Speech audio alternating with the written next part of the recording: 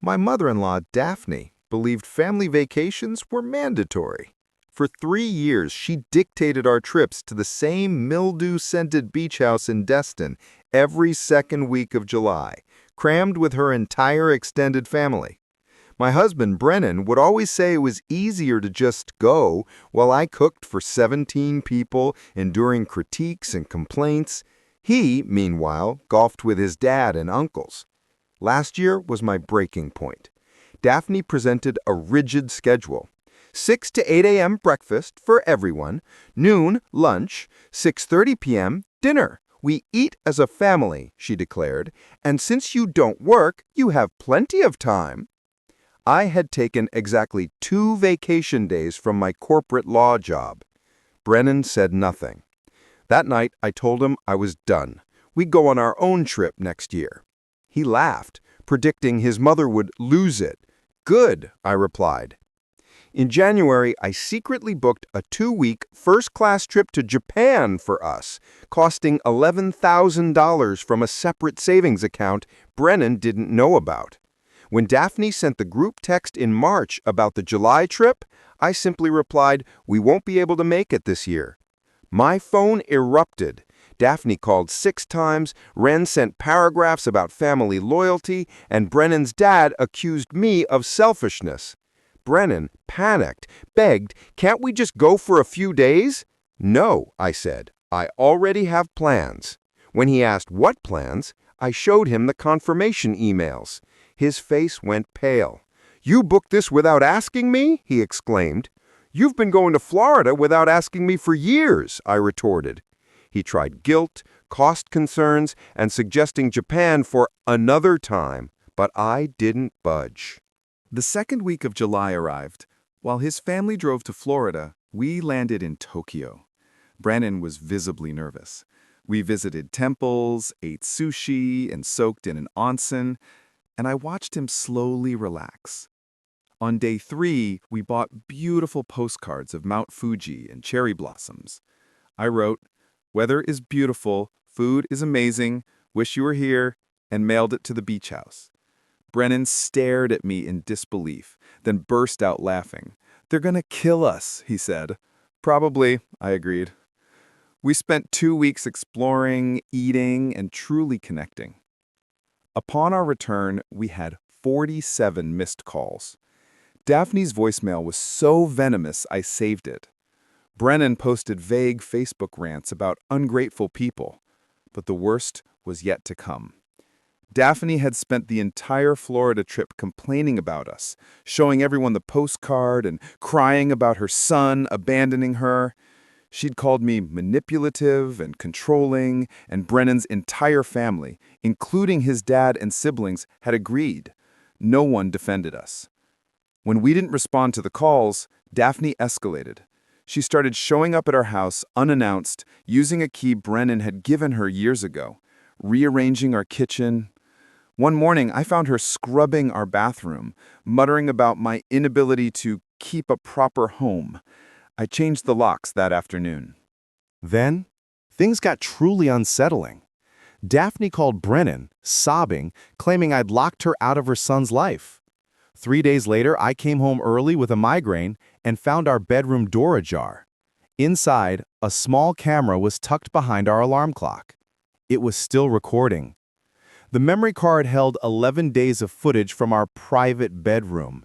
Sickened, I checked every room, finding 2 more cameras, one in the guest bathroom, hidden in a decorative soap dispenser, and another in the living room tucked into a houseplant she'd given us 3 months prior. 3 months of footage.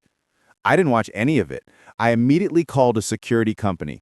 The technician found 2 more cameras, one in the kitchen vent, another in the home office disguised as a USB charger. 5 cameras in total. "This is professional-grade surveillance equipment," he whistled. "Not cheap. Whoever installed these knew what they were doing." I knew exactly who had installed them.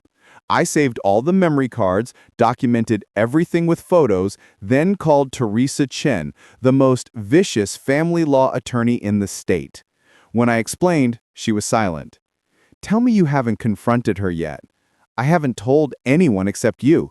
"Good. Don't. We're going to need police involved, but let's be strategic.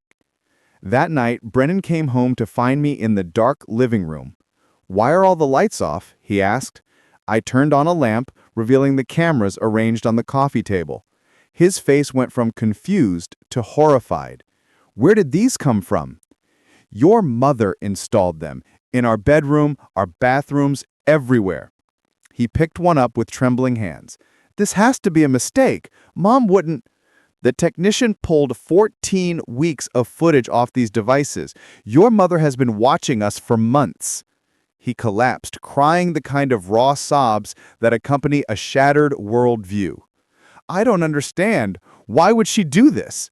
"Because she's been obsessed with controlling you your entire life, and I'm the obstacle." I showed him the invoice for the surveillance equipment, purchased on her mother's credit card. Her name was undeniable. Brennan wanted to call her immediately, but I stopped him. "We're doing this the right way, through lawyers and police. She's my mother. We can't send her to jail."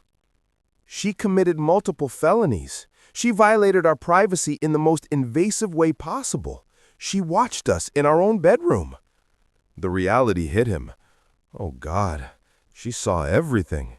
Every private moment, every conversation, everything. He threw up in the kitchen sink. After he was done, I handed him water. "The lawyer wants to meet tomorrow. We file a police report, get a restraining order, and press charges." Can we just talk to her? Make her understand? Brennan, she installed 5 hidden cameras in our house. She spent thousands of dollars to spy on us. She knew exactly what she was doing. But he couldn't accept it. He paced all night, repeatedly calling his mother. She didn't answer. Around 2 a.m., his phone finally rang. I heard her voice, shrill and panicked. "Brennan, honey, I don't know what she told you, but—" He put her on speaker. "Mom, did you put cameras in our house? I was worried about you. She's changed you so much. I just wanted to make sure you were okay. You spied on us for 3 months, in our bedroom." Silence. Then, "A mother has a right to know what's happening with her son." "No," he said quietly. "No, you really don't." He hung up. It was the first time I'd ever seen him stand up to her. The next morning, Teresa Chen reviewed everything. "This is clear-cut. Illegal surveillance, invasion of privacy, possibly stalking. We'll get a restraining order easily. Criminal charges are up to you." "Will she go to jail?" Brennan asked. "Probably not for a first offense, but she'll have a criminal record, pay significant fines, and be legally required to stay away from both of you." We filed everything that afternoon. The detective who took our statement looked disturbed but impressed. "In 15 years, I've seen a lot of surveillance cases. This is thorough, almost obsessive." "That's his mother," I said. The detective's expression shifted to pity. The restraining order hearing was set for 5 days later. Brennan's phone never stopped ringing. His father called him a traitor. Wren sent a 4,000-word text about how I'd poisoned his mind. Cousins, aunts, uncles, everyone had an opinion, all defending Daphne. "She was just concerned. You're overreacting. Family doesn't do this to family." Not one person asked what Daphne had actually done. Brennan stopped answering after the first day, but each message chipped away at him. On day 3, his father showed up at his office yelling about ungrateful sons and manipulative wives until security escorted him out. His boss called him in, suggesting he take the rest of the week off to get this sorted out. He came home looking destroyed. "My dad tried to get me fired." Things weren't calming down. They were escalating. That night, Wren started pounding on our door at 11 p.m. "I know you're in there! Open this door!" I called the police, reporting a break-in attempt. Wren was still screaming when officers arrived. "That's my brother's house! I have a right to see him! His wife has brainwashed him! She's destroying our family!" The officers were unsympathetic. They gave her a choice: leave voluntarily or get arrested for trespassing and disturbing the peace. She left, but not before shouting, "This isn't over! You're going to regret this!" The restraining order hearing was worse than I expected. Daphne arrived with her own expensive lawyer and character witnesses, her priest, her sister, 3 of Brennan's cousins, all prepared to testify to her devotion. Teresa Chen just smiled. "Your Honor, the evidence speaks for itself." She presented the cameras, receipts with Daphne's name, footage dates, and the police report. The judge examined everything with increasing disgust. Daphne's lawyer tried to argue she was merely concerned for her son's well-being. "My client was concerned about her son's marriage. She wanted to ensure he was safe." The judge cut him off. "Counselor, your client installed hidden cameras in her adult son's bedroom. There is no legal justification for that. None." He granted the restraining order immediately.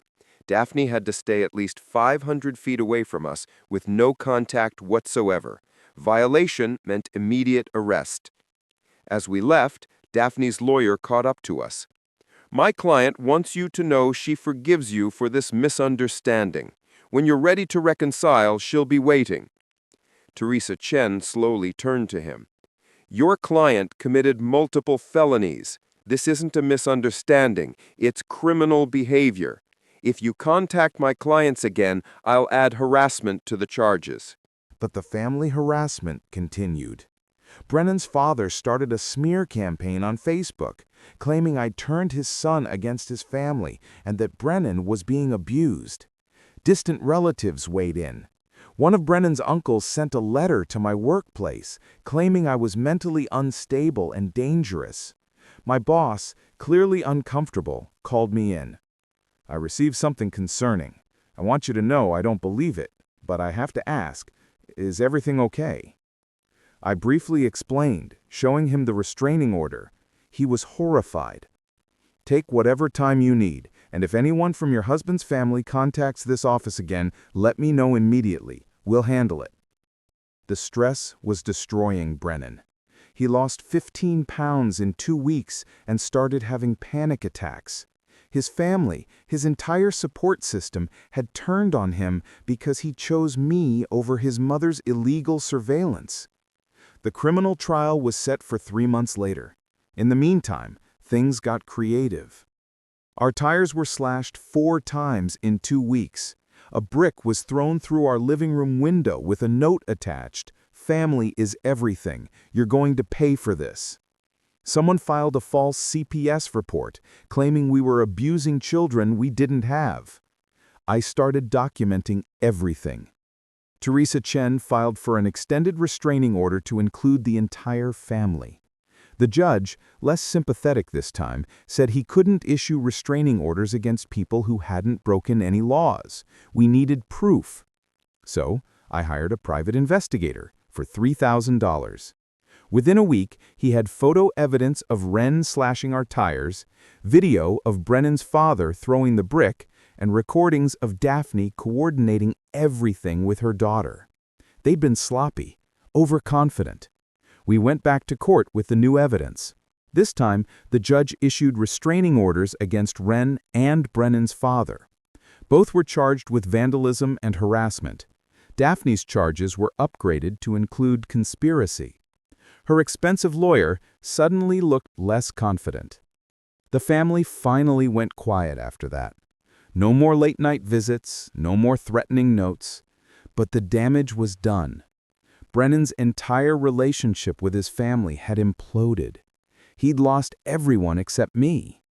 Some nights I'd find him crying in the bathroom.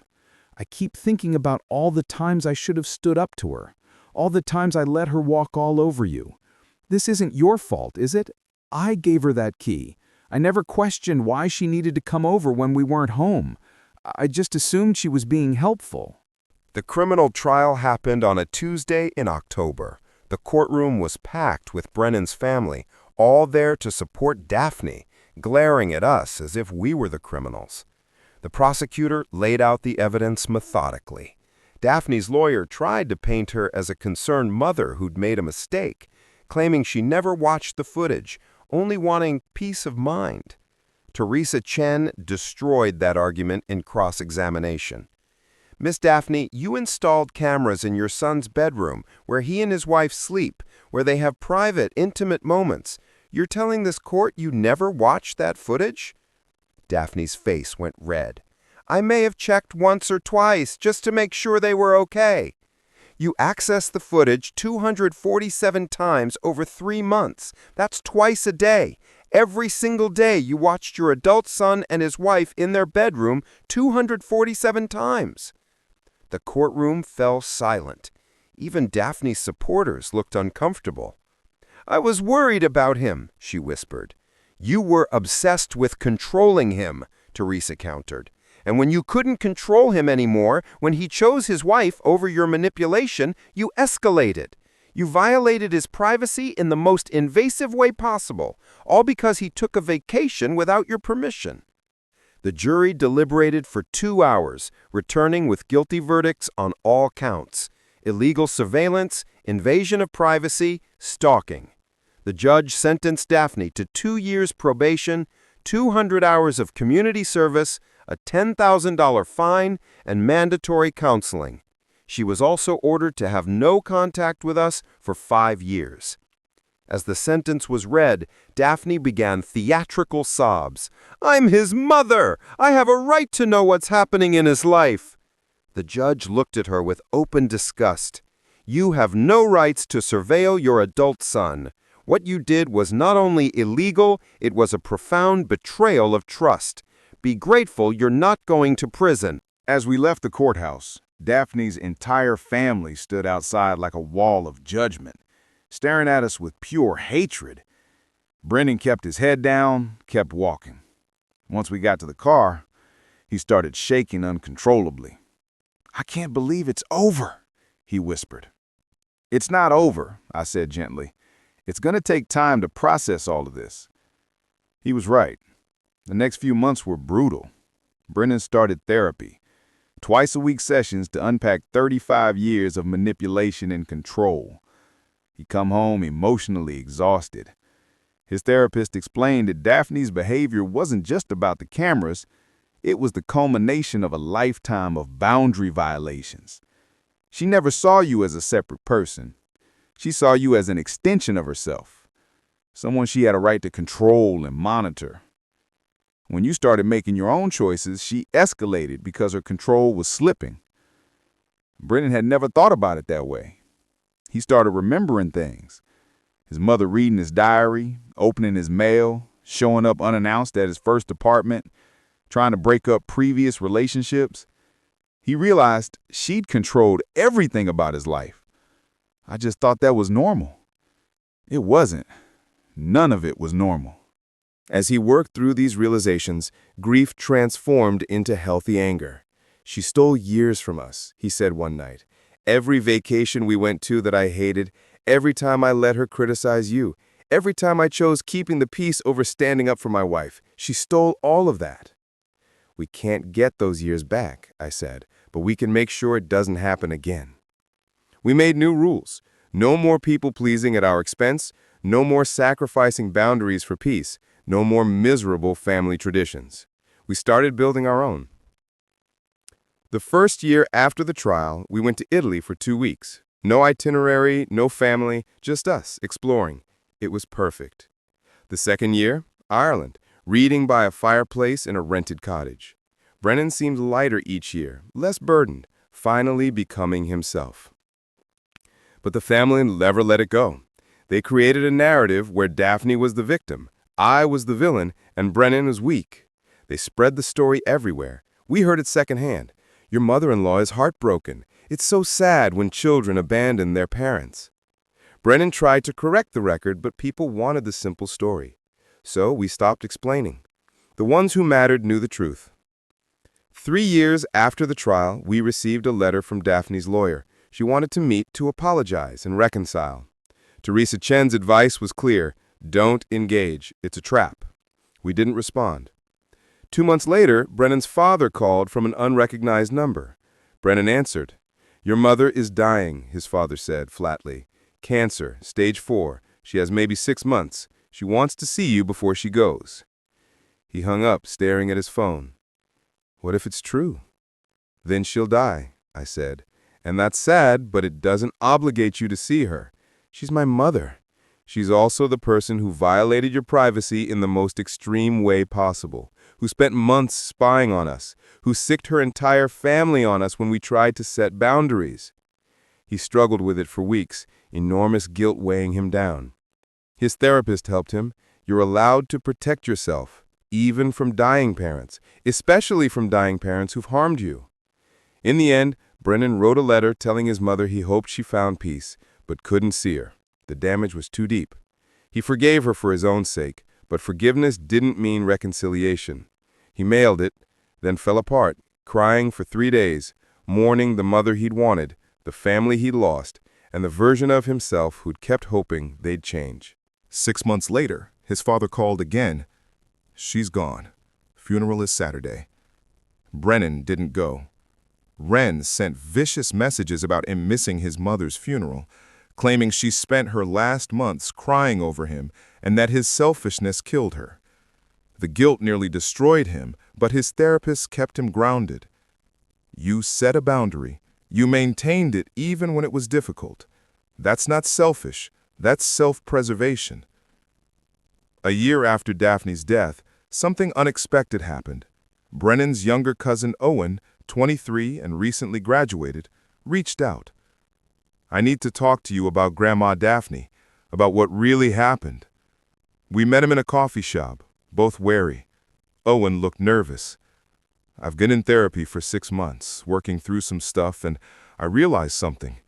The way the family talks about what Grandma did to you, it's not normal. It's really not normal. He explained how he'd researched surveillance laws, trying to understand why we were so upset. She installed cameras in your bedroom. She watched you for months. That's not love. That's control.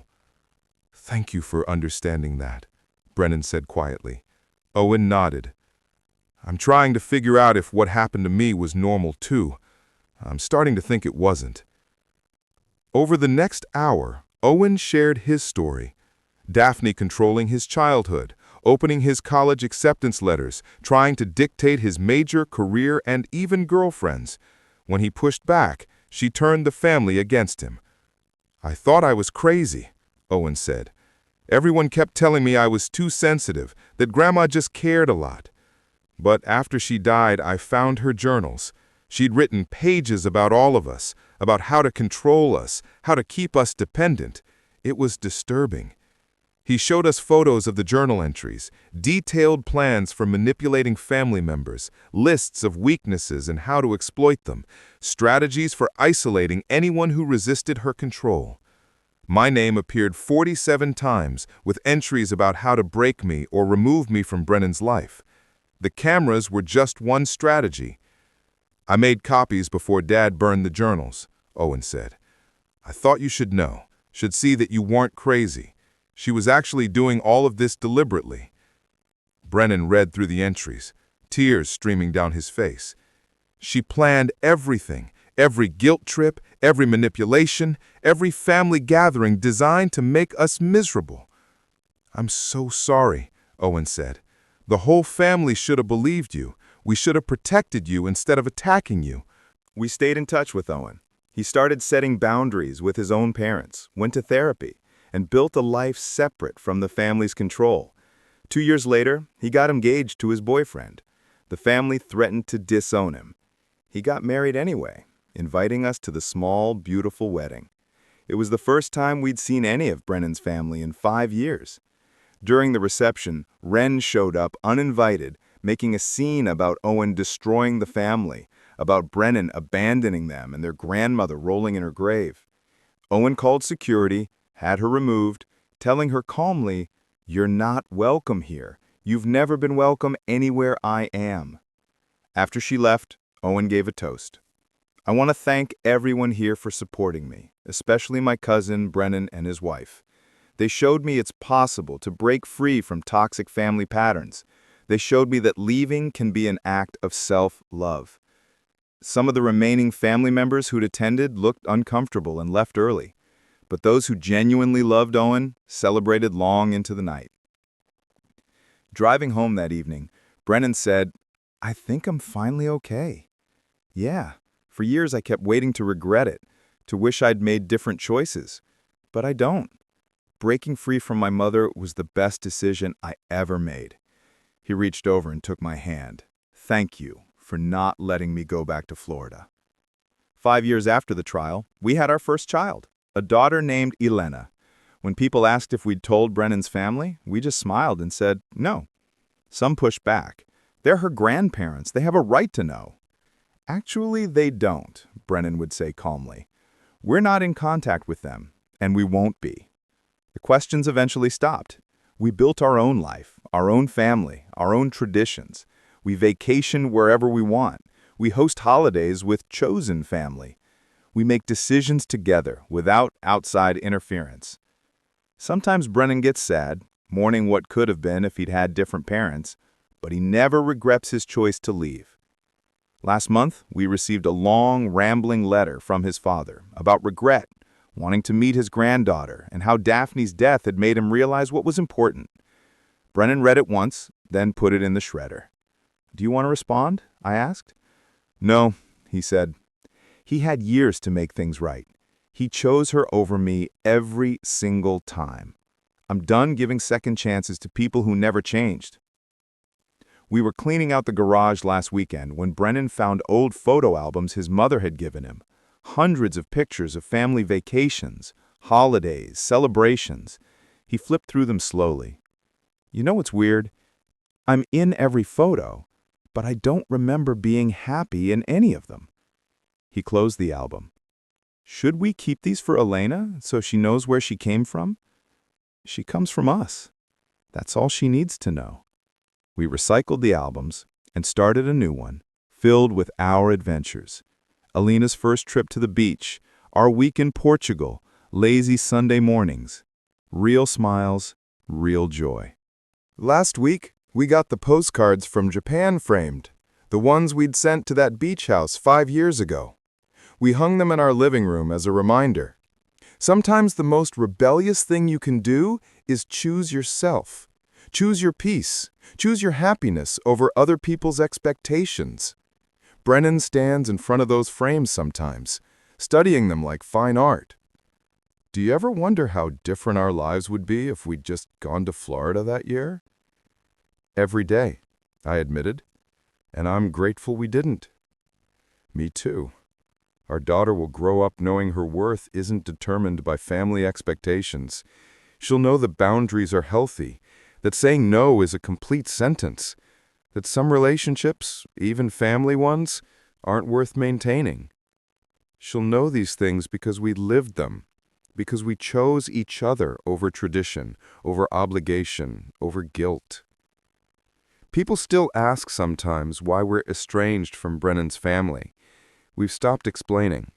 The people who understand don't need an explanation. The people who don't understand never will. We're just living our lives now, free from surveillance, free from manipulation, free from the weight of people who saw us as possessions rather than people. Sometimes I think about that beach house in Destin. Wonder if they still go every July. Wonder if they talk about us. Wonder if they've learned anything. Then I remember, it doesn't matter. They're part of our past, not our present, not our future. We're building something better, something healthier, something true. And we're doing it on our own terms. No family vacations we don't choose, no obligations we don't want, no cameras hidden in our home, just us, our daughter, and the life we've deliberately created. The life that started when we sent those postcards from Japan and refused to apologize for choosing ourselves. That's the thing they never understood. It was never about the vacation. It was about autonomy, about being seen as adults capable of making our own decisions, about respect. When they couldn't give us that, when they responded to boundaries with surveillance and harassment, they lost the privilege of being in our lives. And we're okay with that. Better than okay. We're thriving in a way we never could under Daphne's control. Yesterday, Brennan came home with tickets to Thailand. Thought we could go next summer, make some new memories. I smiled. remembering the panic in his eyes that first trip to Japan, how far we'd come. Sounds perfect. And it will be, because it's our choice, our adventure, our life. That's what freedom looks like. Not perfect, not without complications, but ours.